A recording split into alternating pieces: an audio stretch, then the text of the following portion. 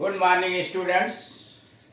इस वीडियो के अंतर्गत हम लोग अध्ययन या पढ़ाई स्टडी से संबंधित बातों के विषय में चर्चा करेंगे। यानी पढ़ने लिखने के क्षेत्र के अंतर्गत किस प्रकार के वाक्यों की आवश्यकता इंग्लिश में पड़ती है बातचीत की शैली के अंतर्गत, उनमें से कुछ वाक्यों को यहां दिया गया है। अध्ययन स्टडी पहला है, जैसा हम परिश्रम करेंगे वैसा ही हमें उसका पुरस्कार मिलेगा। जैसा हम परिश्रम करेंगे वैसा ही हमें उसका पुरस्कार मिलेगा। एज वी लेबर, लेबर परिश्रम करना, एज वी लेबर जैसा हम परिश्रम करेंगे, so shall we be rewarded वैसा ही उसका हमें इनाम मिलेगा। एज वी लेबर जैसा हम परिश्रम करेंगे, so shall we be rewarded, passive voice में इधर है, so shall we be rewarded, अथवा आवर रिवार्ड विल डिपेंड, हमारा इनाम हमारा पुरस्कार निर्भर है, our reward will depend on our labour. घुमा के इसी की बात कर, आवर रिवार्ड हमारा इनाम विल डिपेंड निर्भर होगा, कहाँ, ऑन आवर लेबर हमारे परिश्रम पर हमारा पुरस्कार या इनाम निर्भर होगा। यानी देखिए, हिंदी में बातें किसी प्रकार से हो सकती हैं, उसके भाव का अनुवाद इंग्लिश में किया जाता है, न कि शब्दों का। अब यहां आप देख रहे हैं कि जो दूसरा वाक्य बनाया गया है, our reward will depend on our labour, हमारा पुरस्कार हमारे मेहनत हमारे परिश्रम पर निर्भर होगा। बात वही है जो यहां कहा गया, जैसा हम परिश्रम करेंगे वैसा हमें पुरस्कार मिलेगा। उसी बात को दूसरे तरह से कहा गया है, इसलिए इंग्लिश भी दो तरह की हो गई है। एज वी लेबर जैसा हम परिश्रम करेंगे, so shall we be rewarded उसी के अनुसार हमें इनाम मिलेगा। As we labour so shall we be rewarded. और दूसरा हुआ, our reward will depend on our labour, our reward will depend on our labour. Number 2 पर आइए। आपने अंग्रेजी की कौन कौन सी पुस्तकें पढ़ी हैं? आपने अंग्रेजी की कौन कौन सी पुस्तकें पढ़ी हैं? विच बुक इन इंग्लिश, अंग्रेजी में कौन कौन सी पुस्तकें, which book in English have you read, आपने पढ़ी है, which book in English have you read. मैं इतना थक गया हूं कि अपनी क्लास में पढ़ने नहीं जा सकता। मैं इतना थक गया हूं कि अपनी क्लास में पढ़ने नहीं जा सकता। I am to tired, I am to tired to attend the class, I am too tired to attend the class।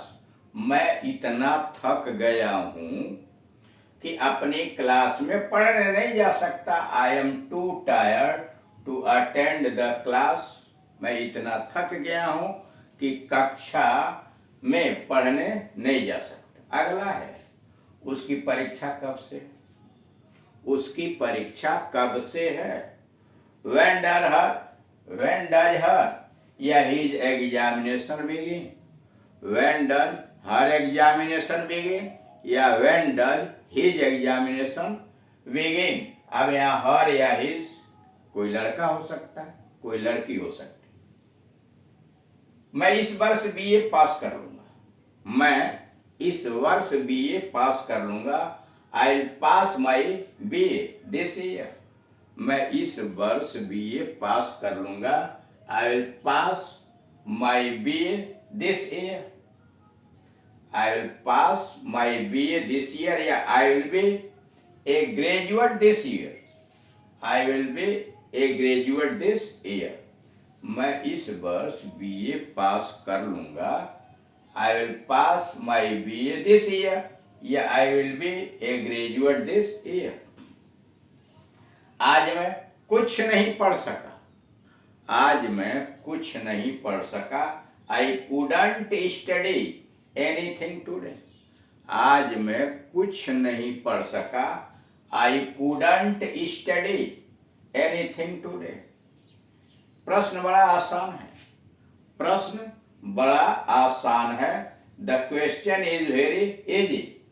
प्रश्न बड़ा आसान है। The question is very easy. वह बीए परीक्षा में असफल हो गया। वह बीए परीक्षा में असफल हो गया। He failed in the BA examination. वह बीए परीक्षा में असफल हो गया। He failed in the examination. Number 9, न तो आशा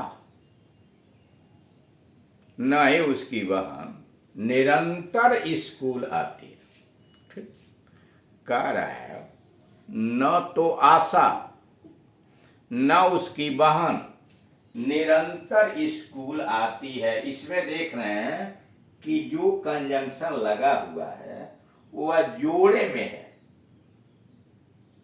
यानी जोड़े में यह कंजंक्शन आया हुआ है, कोरिलेटिव्स है, यानी न तो और न ही।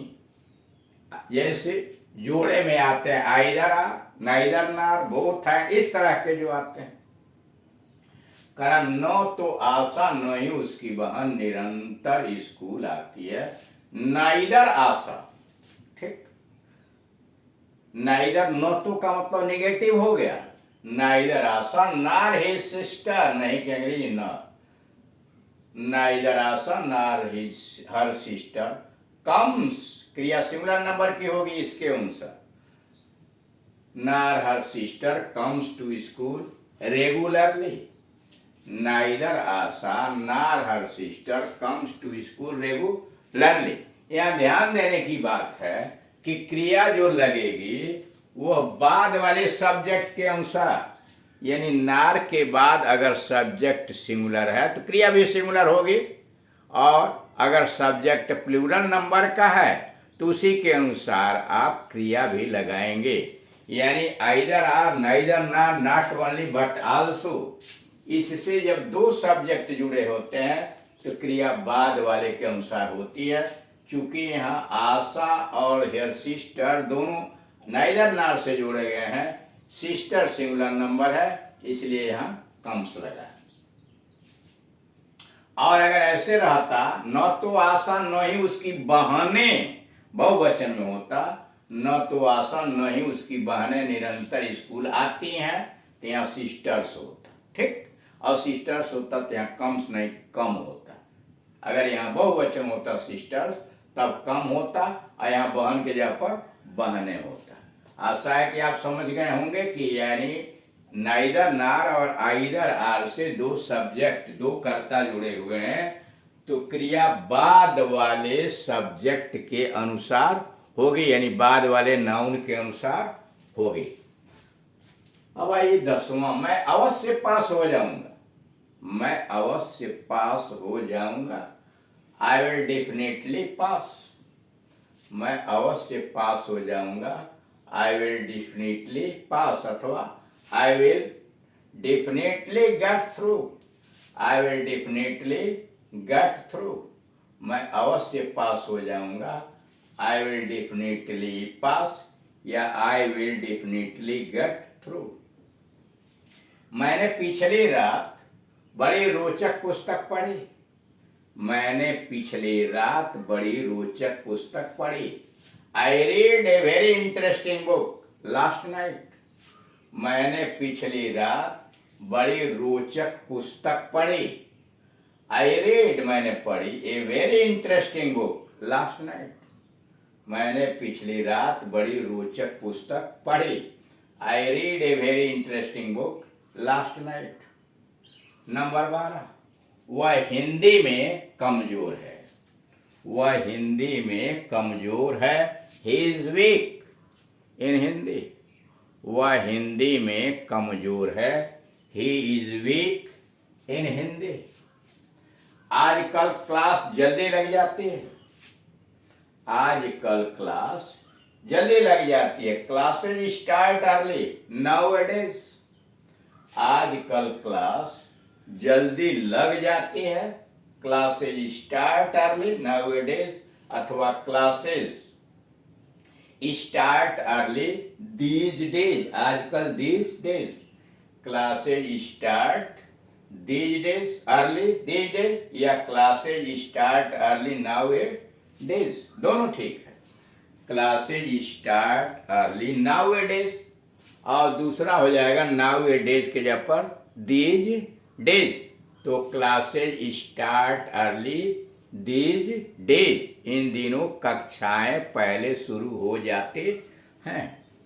हमने अपनी पढ़ाई पूरी कर ली है, हमने अपनी पढ़ाई पूरी कर ली है। We have completed our studies, हमने अपनी पढ़ाई पूरी कर ली है। We have completed our studies, अथवा we have finished our studies, we have completed our studies, या we have finished our studies. अगला है तुम या तो उससे क्षमा मांगो या फिर जुर्माना अदा करो। यहां देख रहे आइदर आर का प्रयोग आ गया। तुम या तो उससे क्षमा मांगो या फिर जुर्माना अदा करो। Either you beg his pardon or pay the fine. Either या तो तुम या तो उससे क्षमा मांगो या फिर जुर्माना अदा करो। Either you beg his pardon or pay the fine, अथवा जुर्माना भरो। अगला है उसे कुछ नहीं आता पता। उसे कुछ नहीं आता पता। He doesn't know anything. उसे कुछ नहीं आता पता। ही डजंट नो एनीथिंग, या he is good for nothing. उसे कुछ नहीं आता पता।